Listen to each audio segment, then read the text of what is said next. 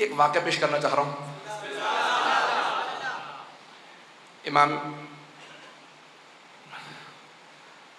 دوبارہ توہین مقصود نہیں ہے، اور بہرحال امام ابو حنیفہ کا واقعہ کہ وہ جب کوفے واپس آ گئے تو پڑھا رہے تھے، تو پڑھاتے پڑھاتے انہوں نے ایک مرتبہ کہا، امام ابو حنیفہ نے اپنے شاگردوں سے کہا کہ میں امام صادق کا شاگرد ہوں، لیکن میں اپنے استاد کی 3 باتوں کو نہیں مانتا.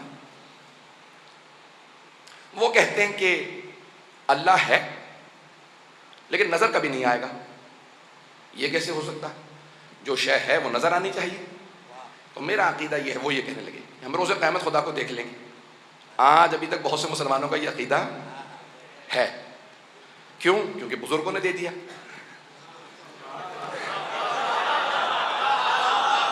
عقیدہ وہی بنائیے گا جو آل محمد کا. ہمارے عقائد پیش کر رہا ہوں آل محمد کے کوئی کسی کو برا تو نہیں لگ رہا؟ سنیں گے حضرات؟ عزیزان گرامی، انہوں نے کہا کہ میں اپنے استاد سے 3 باتوں میں اختلاف کرتا ہوں. پہلے وہ کہتے ہیں اللہ ہے، نظر کبھی نہیں آئے گا. میں کہتا ہوں کہ نہیں، اللہ نظر آ جائے گا، روزہ قیامت ہم سب دیکھ لیں گے.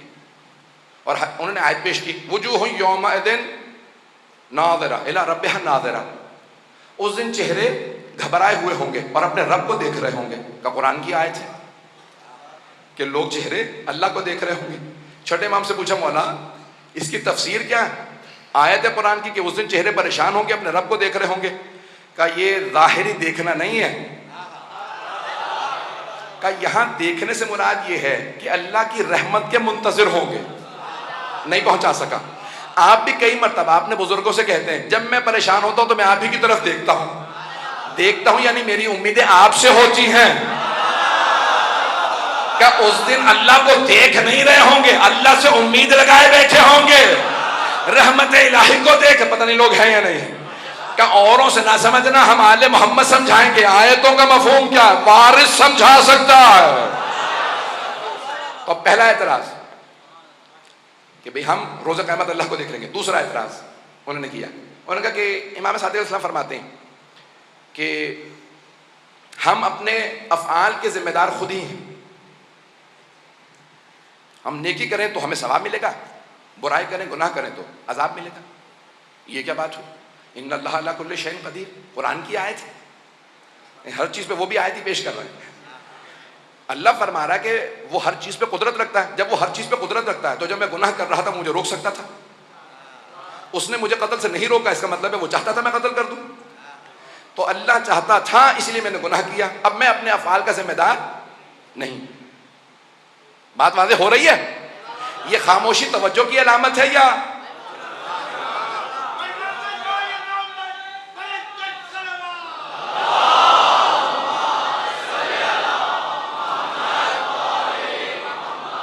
تیسرا اعتراض؟ انہوں نے کہا تیسرا اعتراض یہ ہے کہ وہ فرماتے ہیں کہ امام صادق السلام فرماتے ہیں کہ روز قیامت شیطان جہنم میں جائے گا اور وہاں اسے عذاب ملے گا. میں نہیں مانتا. کیوں نہیں مانتے آپ؟ کبھی اس لیے نہیں مانتا کیونکہ شیطان بنا ہے آگ سے اور جہنم میں بھی آگ ہے. تو آگ کو کیا نقصان پہنچا سکتی؟ شیطان کو کہیں اور ہی بھیجا جائے گا. اب میں کچھ نہیں کہہ رہا ہوں.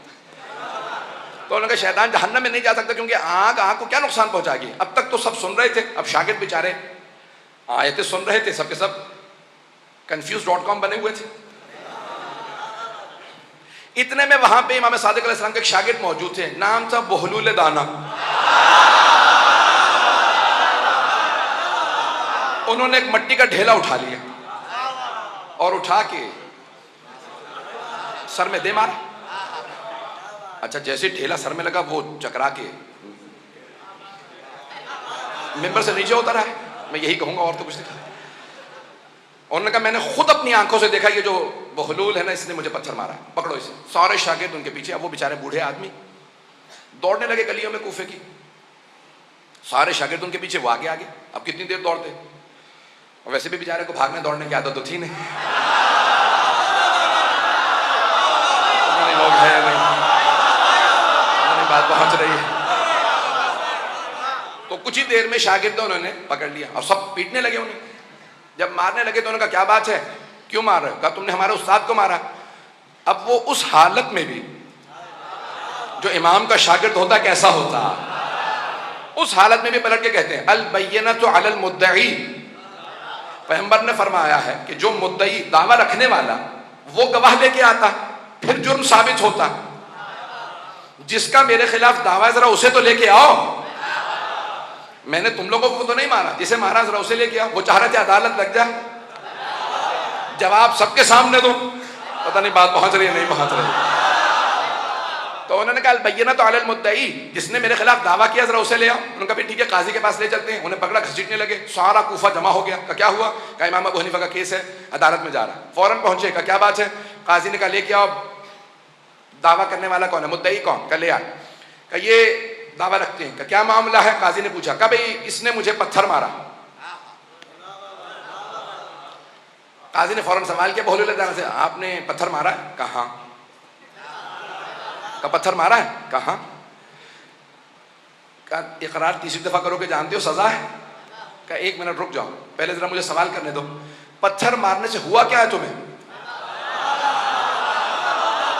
کہا تمہیں لوگ صحیح کہتے ہیں تم پاگل ہو. بھائی پتھر لگا میرے سر میں درد ہو رہا.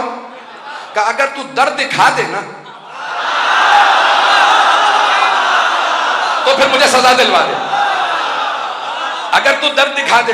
اس نے کہا بھائی درد دکھانے والی شے نہیں ہے, درد کو محسوس کیا جاتا. کہ تو نے تو کہا تھا جو شے ہو نظر آنی چاہیے. خدا بھی ہے نظر نہیں آتا, محسوس کیا جاتا ہے.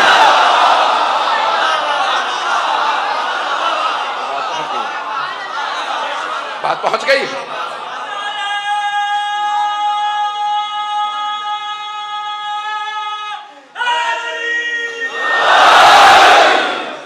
توجہ ہے سمجھانے کی راہ. میں توحید اہل بیت کو پیش کر رہا ہوں. تو کہا بھئی تم نے تو کہا تھا جو شے ہے وہ نظر آنی چاہیے. اللہ بھی ہے, اللہ نظر آنا چاہیے. کہا نہیں درد نظر نہیں آتا, تم بات کو ٹال رہے ہو. کہا میں کوئی بات نہیں ٹال رہا. کہا نہیں تم نے مجھے پتھر مارا, تمہیں سزا ملنی چاہیے. کہا اچھا پتھر مارا, پتھر کس چیز کا بنا ہوا تھا؟ کیا پتھر مٹی کا ڈھیلا تھا اور کیا تھا؟ کہا تم کس چیز سے بنے ہو؟ کہا میں بھی مٹی سے بنا ہوں. کہا تم نے تو کہا تھا ہم جنس کو نقصان نہیں پہنچاتا. آگ آگ کو نقصان نہیں پہنچا سکتی. جب آگ آگ کو نقصان نہیں پہنچاتی تو پھر مٹی کو کیسے نقصان پہنچا رہی ہے؟ اگر بات پہنچ گئی ہو, اگر بات پہنچ گئی ہو تو کہا کہ مٹی کو نقصان پہنچا رہی ہے, آگ آگ کو عذاب دے سکتی ہے. کہ تم بات مت ٹالو, تم نے مجھے پتھر مارا ہے, ابھی تم نے اقرار بھی کیا. کہاں پتھر مارا, لیکن یہ بتاؤ تم نے تو کہا تھا ہر انسان جو کام کرے وہ اس نے نہیں کیا, خدا نے کروایا. تم خدا سے جا کے لڑو, اس نے میرا ہاتھ نہیں روکا. وہ چاہتا تھا میں تجھے ماروں.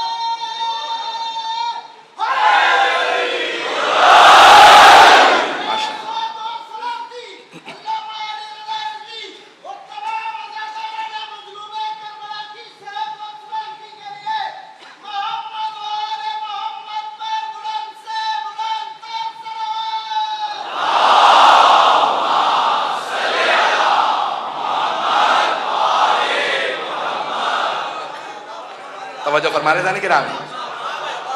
آل محمد کے ماننے والوں کا عقیدہ توحید کیسا ہونا چاہیے؟